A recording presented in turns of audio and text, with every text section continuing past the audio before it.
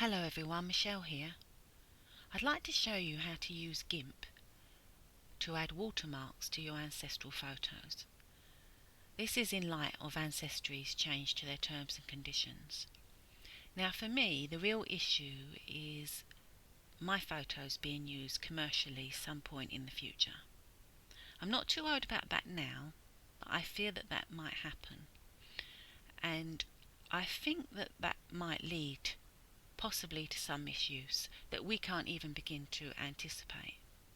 So I figure that if I add a watermark to my photos, that stops them from being used commercially, or at least makes it very difficult. So the first thing we're going to do is we're going to download a copy of GIMP if we don't already have one. And we can do this by going to GIMP's website at gimp.org, and we can go to their download section, and then we can find GIMP for Windows. Other OSs are here if you should need them, and then we will download it by either one of these two links. Once you've downloaded it, let's have a look what you get.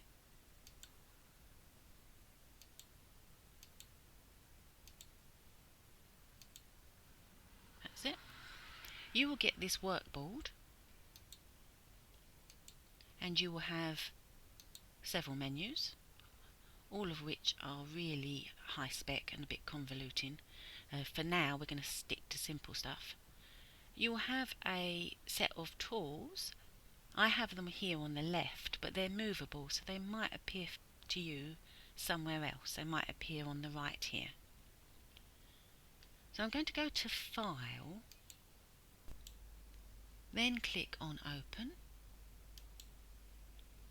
So once you've done that, you'll get a dialog box and you'll be able to search for your file, or you will get a list of files that you can use. I've already got my photo files open here, so I'm going to choose Elaine, who is my dad's cousin. Let's open that picture up. So she's a little bit small, and if I look down here I can see it's on 100%. And really I want her on 200, 400% so that I can actually see what I'm doing. Let's move her up to 200. So the next thing we want to do is we want to add some text, and I'm going to do this by clicking on the text tool. Then I click somewhere within the photo, and I'm just going to start typing my name. So it's already set to white. When you first download the program, it might be set to black, and of course you may want to change the colour. You may want a red, or you may want this white. To do that, I'm going to click on the colour here, and that opens up another dialog box. You'll see here that I've got a number of swatches open. If you've just downloaded the program, this is likely to be black. This is where we work. This is our working palette. So to add to this, pick another colour. We might want to go down this nice colour scale here. Green. Let's choose a green. Click on there, and you see it comes up here, current. And then to add to our swatches, we click on this arrow, and there we see it. And we can select this if we wanted to use it like that. But me, I'm going to stick with the white. I'm going to go back to there, and I'm going to press OK and carry on typing.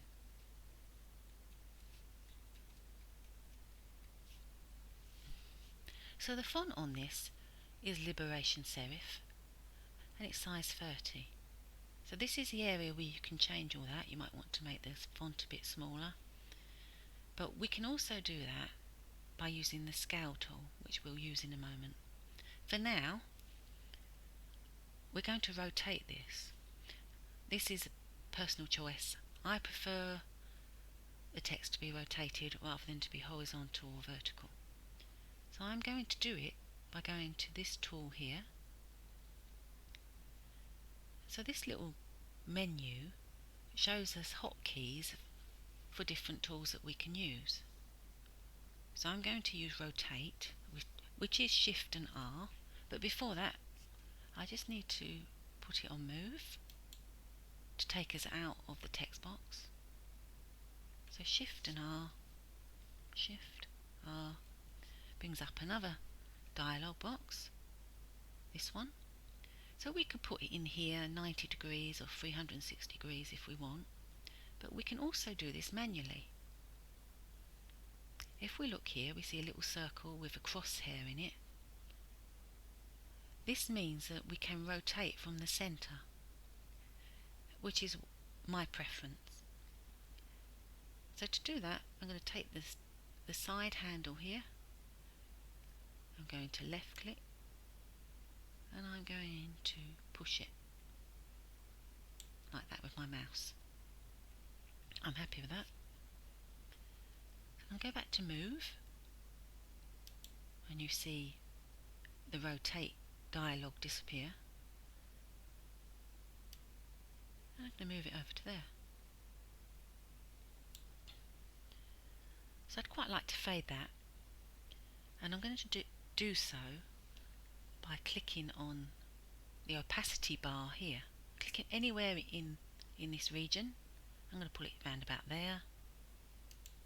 As you see, it's quite nice and faded. So I'm happy there with that.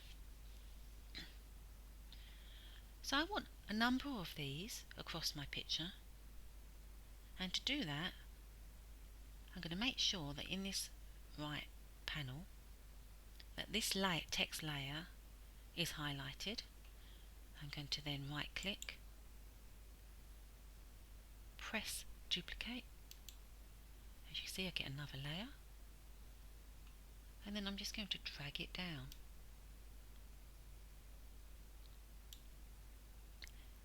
Now this is where I want to enlarge this particular text layer, and to do so I'm going to go back to my tools and I'm going to use scale, which is Shift and S.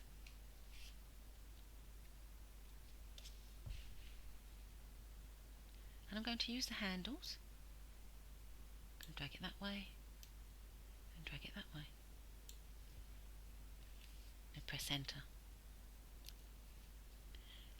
Now I want to duplicate this text layer because I'm going to put it underneath.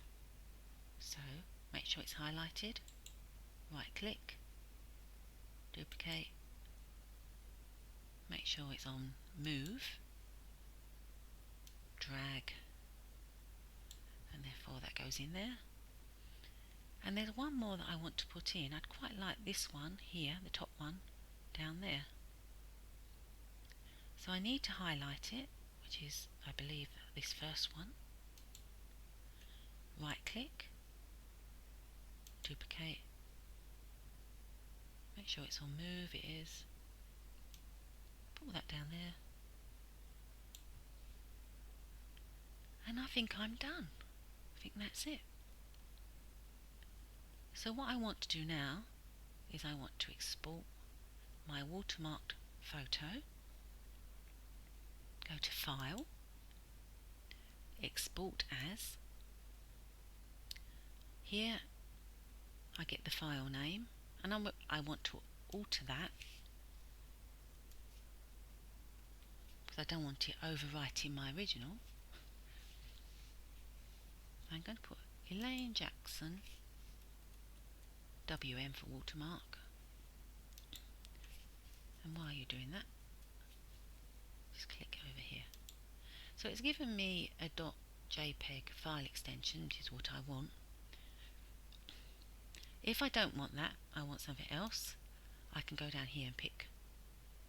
There's lots of options, PNGs, JPEGs, so on, PDFs even, but I'm going to stick with the JPEG. Export.